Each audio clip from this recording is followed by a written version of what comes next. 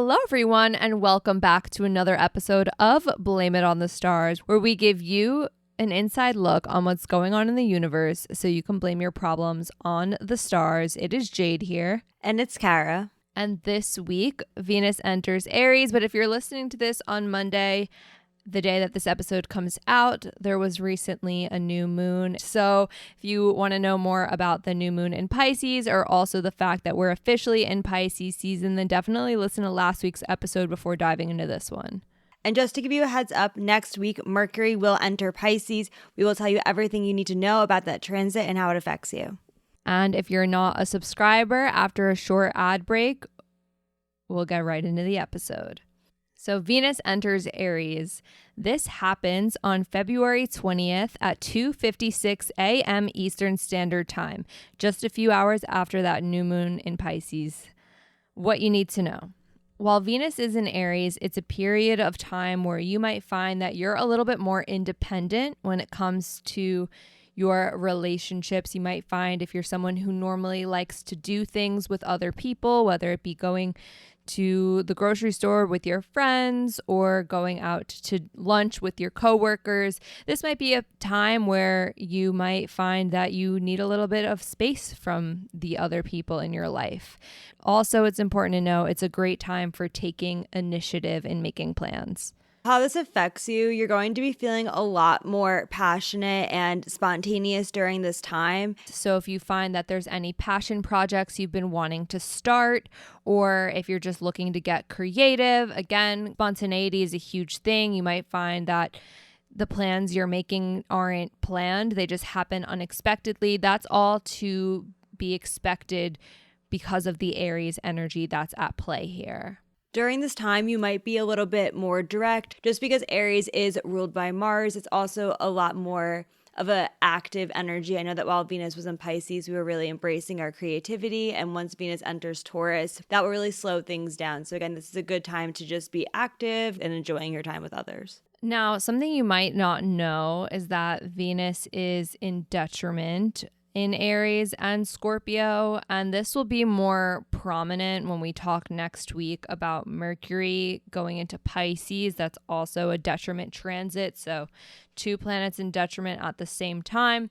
But all that means is that Venus, which is the planet that deals with how we relate to others, it might not perform as expected, hence that independent energy, and really leaning into that Aries energy might just be a little bit more noticeable if you find, as we mentioned earlier, that just being around others might not be the biggest priority right now. So Venus is moving very quickly through the sign of Aries. Venus will enter Taurus during Pisces season on March 16th at 6:43 p.m. Eastern Standard Time. Yes, so you have basically between now, February 20th, and March 16th to really enjoy the Venus in Aries transit, although Venus in Taurus is definitely something you might want to look forward to.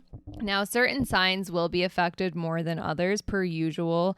The first being Aries. We always just want to reiterate when we're talking about placements, we're referring to personal planets, sun, moon, rising, Mercury, Venus, or Mars. So depending on what Aries personal placement you have, Venus being conjunct that placement might be making you feel more friendly. If you're finding that you're a little bit more social, that is to be expected. The opposite will be true for Libra. Again, depending on what your Libra placement is, with Venus being opposite that placement, you might find that you need to find a balance between being around others or taking time and space for yourself. And if you have Cancer and or Capricorn placements, then this Venus transit will be square those placements. Squares bring about tension. So you might find that you are having some challenges in your relationships, but it also can be a really good time to focus on yourself and self-care. Now, there are certain signs that are more likely to find love during this time. The first being Libra rising, since Venus will be in your 7th house of relationships, and the next being Sagittarius risings, since Venus will be in your 5th house of romance. And that's rising signs only. There are some key dates you're going to want to pay attention to while Venus is in Aries. The first being March 2nd. Venus is conjunct Jupiter. This is a fantastic transit for being social, enjoying the arts, being creative. Jupiter is the planet of luck and expansion, and when it's conjunct Venus, it is just really positive energy. So definitely take advantage of March 2nd to be around others and, like I said, enjoy the arts and just enjoy. And then on March 11th, Venus will be sextile Mars. Sextiles are positive aspects. And again, Aries is ruled by Mars. So this is really enhancing a lot of that direct and active, adventurous energy. And then on March 16th, Venus will be square Pluto. Now, this can be a bit of a challenge if you find that there's any power struggles that come up during this time, or you might find that there's some arguing or conflict going on with the people around you. That is to be expected. However, Pluto is a planet that is all about rebirth, and it is reminding us constantly that we can learn and grow and heal. So if you find that March 16th is a little bit stressful, definitely lean into the Pluto energy and know that this will pass. Now for the questions. This week, we only have 2 questions that we'll be answering. So if you want to know what Venus in the first house transits are and what the difference between detriment versus retrograde is, then definitely stick around and listen for the answers. We did get a lot of questions about Saturn in Pisces, understandably, and I acknowledge all the questions on Saturn in Pisces, but just know that we're saving them for the Saturn in Pisces episode because we'll likely already answer most of your questions when we get to Saturn in Pisces. Don't worry, that's coming. It's in the plans. You'll get that episode soon. But next week, we'll be talking about Mercury in Pisces. So if you have any questions for that, you can submit your questions, etc. So backtracking, the 2 questions that we're answering this week, Venus transit the first house and the difference between detriment and retrograde. If you want to listen, great. If not, before you leave, don't forget to follow us on social media. We're on Instagram, TikTok, and YouTube at BLME The Stars. Now let's get into the questions. Kara, question number 1.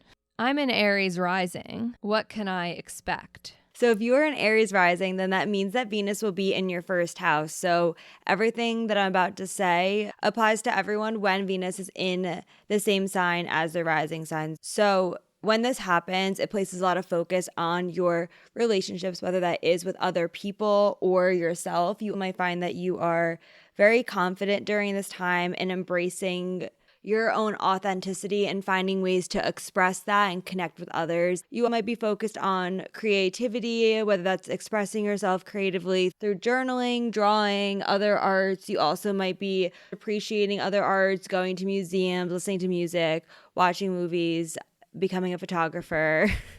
Any kind of artistic endeavors might be really exciting during that transit. Moving on to our next question, Jade, what's the difference between planets in detriment versus retrograde? So when planets are in detriment, they're in the sister sign of its ruling planet. Sounds a little complicated, but here's the perfect example. Venus is about to be in detriment. Venus is the ruler of Taurus and Libra, and the sister signs of Taurus and Libra are Scorpio and Aries. So whenever Venus, again, the ruler of Taurus and Libra, is in the sister signs, Aries or Scorpio, Venus is in detriment. That happens with all planets. The moon, detriment in Capricorn, Cancer is the ruler, etc. What that basically means, though, is that the planet is having a hard time expressing its true nature. Using Venus in Aries as the example, since that's what we just talked about, if Venus is how we relate to others and Aries is a very independent energy, it's no surprise that Venus is having a hard time embodying that side of it where it wants to be around others. When a planet is retrograde, it is moving backwards. So that's when we take the energy of the planet and bring it inward. So a Venus retrograde, which there is one this year, if you listen to the 2023 episode, you'll know that there's going to be a Venus retrograde in the summer. And with that, we're taking that Venus energy of being around others and maybe bringing it inward. So yeah, both the times you might find that you're not wanting to be around others, but one is more of an independent, still going out there and doing things, where another one is a little bit more introspective. It's more kind of like stay at home vibes, or reassessing, reevaluating versus just being independent. Because retrograde, like I said, it's the reflective energy. It's pulling back, where detriment's just not being able to perform the way it wants to. So I know that was a little confusing, but I hope that clarified the difference between the two. And again, I just want to say it one more time. We will talk about Saturn and Pisces. That's to come in the future. But in the meantime, if you have any other astrology questions, feel free to submit them and we'll answer them next week. Or if you have more personalized questions that maybe are better suited for a personalized reading, then that is also an option. We do offer readings.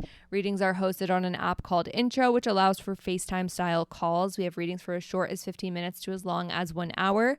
You decide what you want to talk about and who you want to talk about it with. Just select either me, Jade, or Kara. And when you go to book the reading, there's a slot for you to write out all your astrology questions, and on the call, we'll be able to answer them face to face. And if you've never booked a reading with us before, then you can use the code STARS, all caps, STARS, for $20 off your first reading. And just a reminder, next week, we'll be talking all about Mercury in Pisces. So if you've got questions and you are listening on Spotify, submit them and we'll answer them next week. But in the meantime, if you want to stay in the loop with us and everything that is to come, make sure you're following us on social media. We are on Instagram, TikTok, and YouTube at BLME The Stars. And also, if you're listening on Spotify, feel free to follow us, share the podcast with a friend. We always love when you all do that. That is all for now, and we'll see you all next Monday.